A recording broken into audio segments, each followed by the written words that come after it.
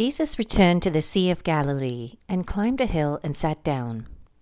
A vast crowd brought to him people who were lame, blind, crippled, those who couldn't speak, and many others. They laid them before Jesus, and he healed them all. The crowd was amazed.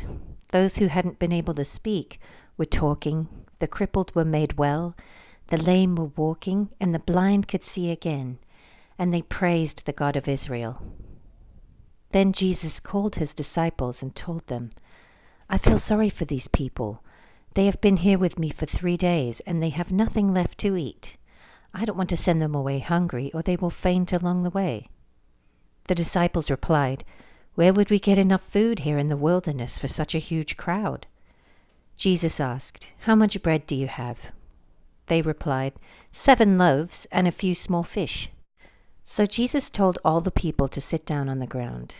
Then he took the 7 loaves and the fish, thanked God for them, and broke them into pieces. He gave them to the disciples, who distributed the food to the crowd. They all ate as much as they wanted.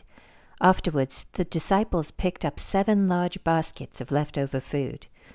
There were 4,000 men who were fed that day, in addition to all the women and children. Then Jesus sent the people home, and he got into a boat and crossed over to the region of Magadan. One day the Pharisees and Sadducees came to test Jesus, demanding that he show them a miraculous sign from heaven to prove his authority. He replied, "You know the saying, 'Red sky at night means fair weather tomorrow. Red sky in the morning means foul weather all day.' You know how to interpret the weather signs in the sky, but you don't know how to interpret the signs of the times. Only an evil, adulterous generation would demand a miraculous sign, but the only sign I will give them is the sign of the prophet Jonah." Then Jesus left them and went away.